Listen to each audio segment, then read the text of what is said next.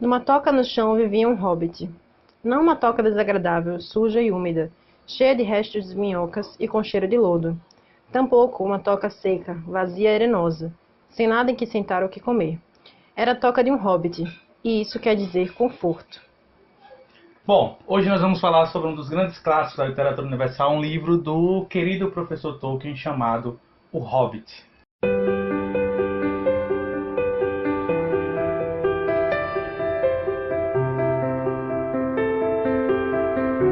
Olá, sejam todos bem-vindos ao Livros Etc. Eu me chamo Leonardo Lisboa e estou aqui mais uma vez com minha digníssima primeira-dama, Isabel Serra. E hoje nós vamos falar sobre um livro, na verdade, que eu sugeri que ela lesse, que foi o livro do querido e estimado professor Tolkien, O Hobbit.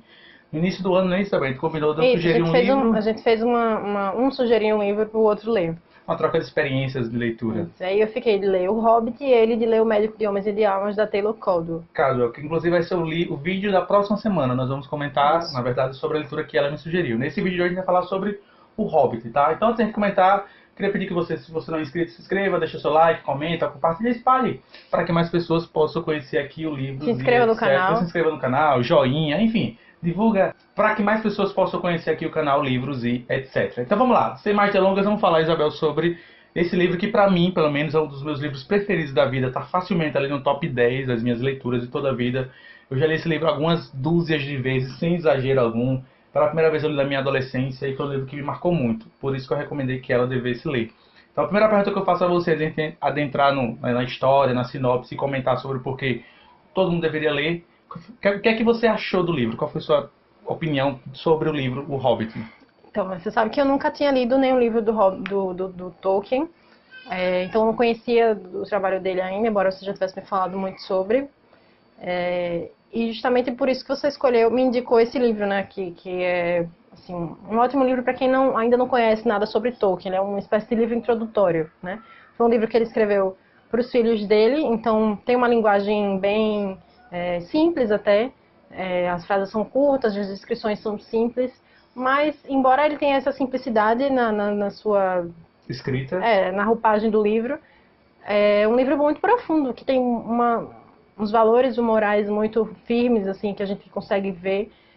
E os valores que são ensinados nesse livro a gente pode levar para a vida toda. Então eu gostei muito do livro e acho que é um livro que certamente eu quero ler para os nossos filhos. Bom, não, certamente, obviamente, o Hobbit e Crônicas de Nárnia, a gente vai ler Sim. o mais breve possível. Agora vamos trazer uma breve sinopse da história. Por favor, conte, para quem não conhece, um resumo do apanhado, uma sinopse da história. Claro, a intenção sempre do Livros Etc. nunca é entregar o final do livro. Ela vai dar uma sinopse, vai comentar sobre e falar algumas coisas, algumas cenas, algumas partes interessantes do livro que pode talvez despertar o interesse de você que está nos assistindo para ler essa obra fantástica do querido e estimado professor Tolkien. Sinopse da história, Isabel, para quem não conhece. Então, o Hobbit conta a história de um Hobbit que era uma espécie lá do universo Tolkieniano. Tolkieniano, tá certo? Tolkieniano, exatamente. Uma espécie do universo Tolkieniano que é uma criatura pequena, que de hábitos bem caseiros. Então ele adora ficar na toca dele, como eu li no início do vídeo, né?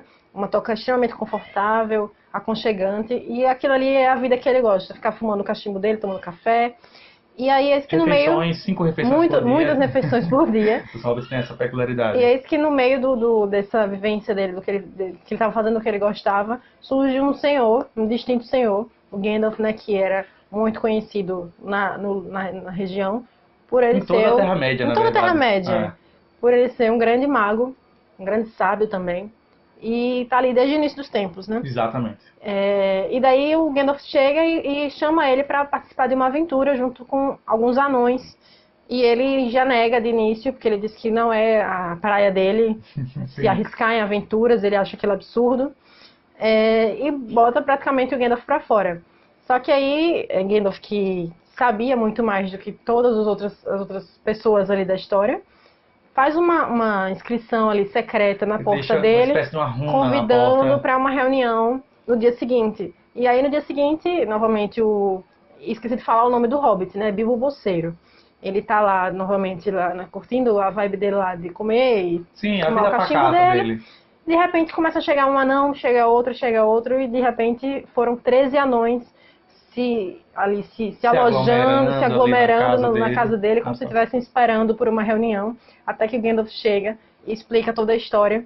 ele convidou os anões para irem para lá, marcar a reunião, e um dos que foi praticamente convocado para participar dessa aventura foi o Bilbo Bolseiro, que na verdade... A escolha de Gandalf, no caso, para a viagem, no caso, para a comitiva, seria o Bilbo E no que é que Bolseiro. consistia a viagem? Os anões, eles perderam o território que eles tinham numa montanha, e tinham muito dinheiro ali naquela montanha, muitos tesouros, e essa montanha foi dominada por um dragão, que era O Smaug, o último dragão da Terra-média. O último dragão da Terra-média. Ele dominou lá e matou muita gente e tal, e ficou um remanescente junto com outros anões. Eles foram expulsos de lá, quiseram retornar então para matar o dragão e recuperar os tesouros. Principalmente os tesouros. O que motivava eles basicamente era a riqueza que eles teriam quando conseguissem matar o dragão, né? Porque o dragão era um acumulador. Então não só os tesouros que já tinham na montanha, mas todos os que ele pegava fora, ele acumulava lá na montanha.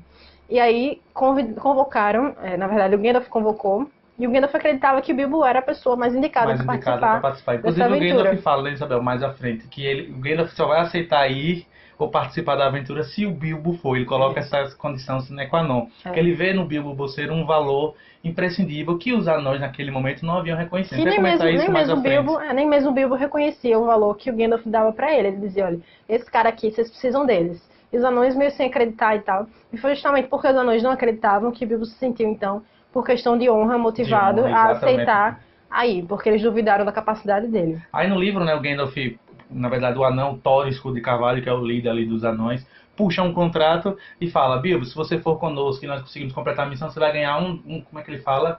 Um 14º do tesouro. Alguma coisa, um dozeavos, alguma coisa assim, vai ser dividido igualmente entre eles. E assim, a gente não tem noção do quanto ouro é isso, mas o que você vai saber depois no final, você vai perceber o quão valoroso foi esse contrato. E ele assinou o contrato.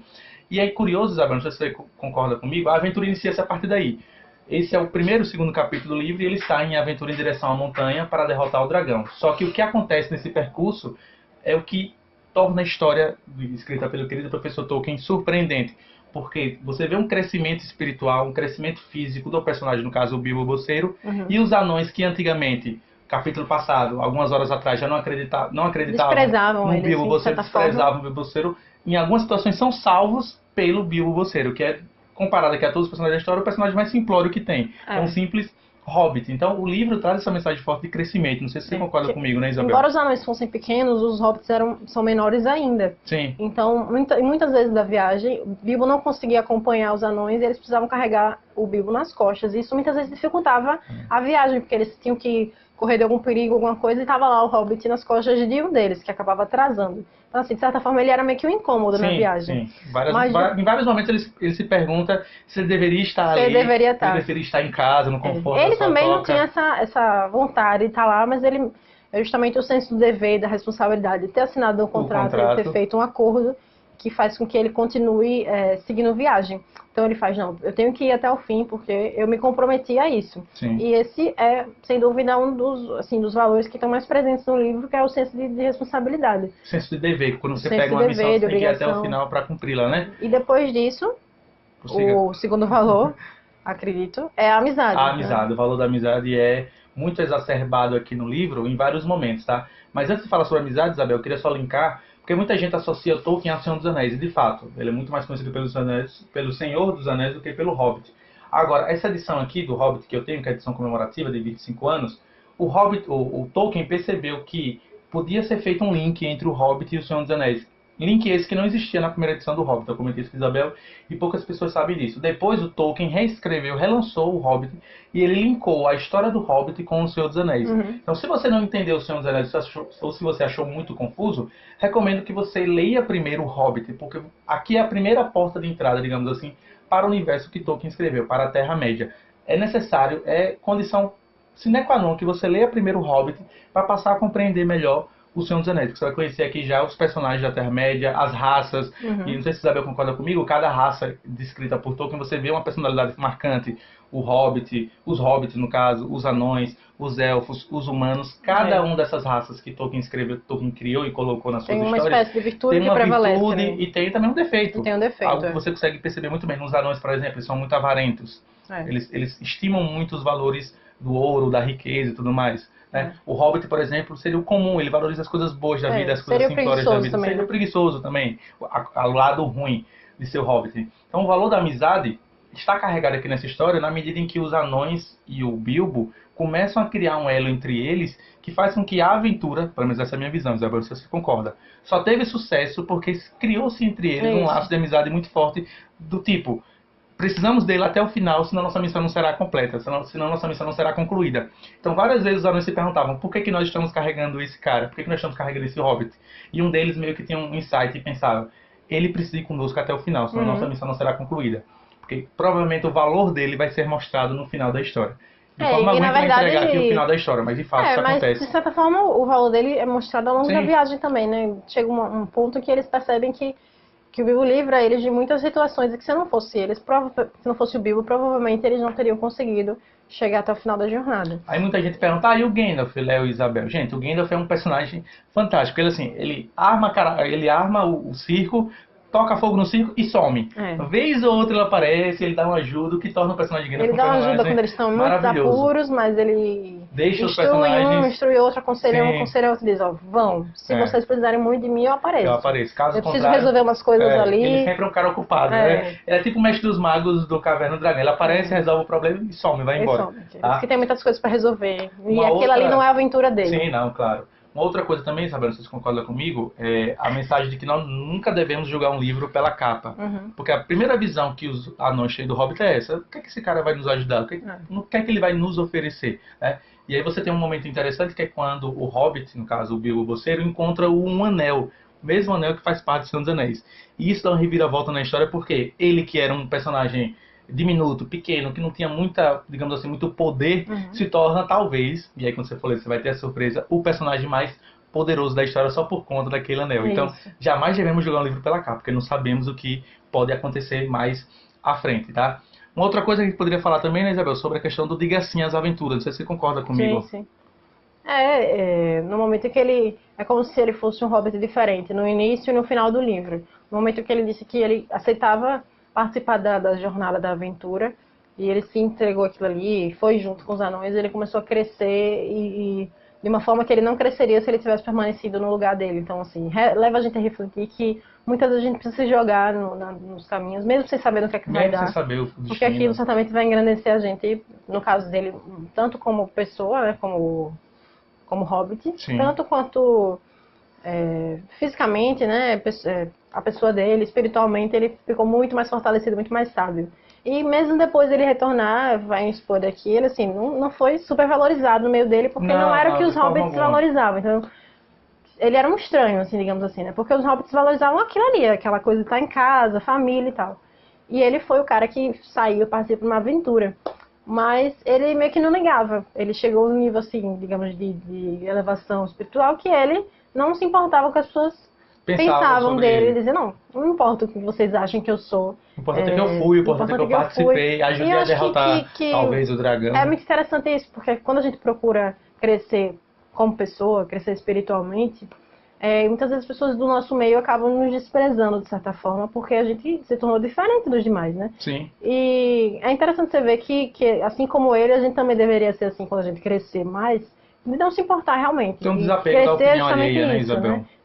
Só realmente levar em consideração as opiniões das pessoas que realmente importam. Né? E é curioso, porque quando você vê a vida do Tolkien, Isabel sabe muito bem, já falei isso várias vezes a ela, já enchi o saco dela que ela deveria ler Tolkien muito antes, que Tolkien ele era um cristão convicto. Então você consegue encontrar aqui no Hobbit alguns nuances da religião cristã do Tolkien dentro da história. Católico, praticante, fervoroso, e foi durante toda a sua maior parte da sua vida, na verdade. Então você vê aqui alguns valores fundamentais do cristianismo presentes aqui na obra, claro. A dica que eu dou você tem que ler para você maravilhar e se sentir representado aqui nessa obra. Uma dica até que tem um curso do Padre Paulo Ricardo. Sim, né? Podemos deixar aqui na descrição, inclusive. No site dele, que ele dá um curso sobre Tolkien e o Senhor dos Anéis. Onde é feita aquela analogia entre o universo que o Tolkien criou e a própria história do mundo, né? Uma história que está lá escrita na Bíblia Sagrada.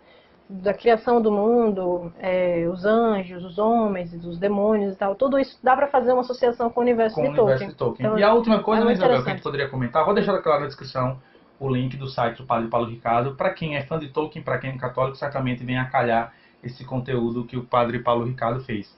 E eu queria terminar com uma outra visão que eu tive do livro, Isabel, quando eu estava lendo, relendo, na verdade, por sua conta, já que estávamos lendo juntos, é que às vezes, a viagem é muito mais importante que o destino final.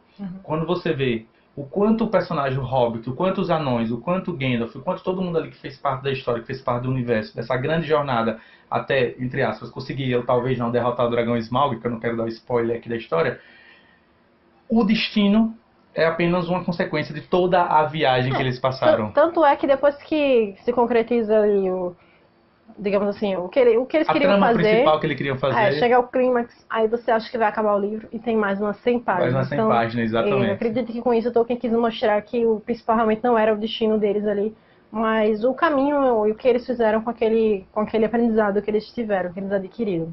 Bom, eu acho que é isso, né, Isabel? Acho que a gente deu aqui uma breve sinopse da história, a gente trouxe aqui os pontos que para nós, pelo menos, foi o mais marcante. Para quem é recomendado? Para todo mundo que gosta de uma boa história. Se você é católico, se você é cristão, mais ainda, até porque o Tolkien colocou aqui na sua história do Hobbit, no Senhor dos Anéis, no Silmarillion, em vários outros suas obras literárias, um pouco ou um pedaço da sua visão do catolicismo, do cristianismo. Então é recomendado para qualquer pessoa que tenha fé católica. Para pessoas que gostam, claro, da história, da fantasia da Terra-média, o Tolkien é considerado um dos grandes gênios da fantasia medieval, da fantasia da Idade, da Terra-média, no final de contas foi o que ele criou. E é um livro certamente que você lê e acalenta o seu coração. Porque você acaba se pegando, muito gostoso de ler. se pegando, se imaginando, na verdade, desculpa, essa é a palavra, ali na história. O que é que eu faria se eu fosse o Bilbo? O que é que eu faria se eu fosse o Anão? O que é que eu faria se eu fosse o Gandalf? Então você se coloca nos personagens. Então esse aqui é um ótimo livro para você começar a conhecer esse universo fantástico e surpreendente do querido e estimado professor Tolkien. Vamos deixar aqui embaixo na descrição, claro, o link para quem quiser comprar o livro na Amazon, o link do padre Paulo Ricardo, do curso dele sobre Senhor dos Anéis, Tolkien e o pensamento cristão. E fica recomendado tudo aqui embaixo nos links aqui para você ficar ciente, conhecer, poder comprar o livro, poder fazer o curso do padre Paulo Ricardo. Tá? Críticas, comentários, sugestões são mais do que bem-vindas aqui embaixo nos comentários. Fazer nos comentários, a gente vai responder. Sim. Compartilhe o vídeo. Se você gostar, exatamente. Se gostar, se inscreva no canal, dê joinha, tal. Bom, gente, por esse vídeo é só. Se Deus quiser, nos vemos na próxima semana. A próxima semana vai ser o livro do Médico de Homens de Almas, da Taylor Caldwell, que foi o livro que ela me recomendou. Que também tem uma mensagem muito forte também. É um livro assim pouco como conhecido. Hobbit. Então, infelizmente, porque esse é um livro muito bom. Não vou dar spoiler, não. Deixa para próxima semana. Fica a próxima. Tá? Então, nos vemos na próxima semana, se Deus assim nos permitir. Por esse vídeo é só. Tchau, tchau. Tchau.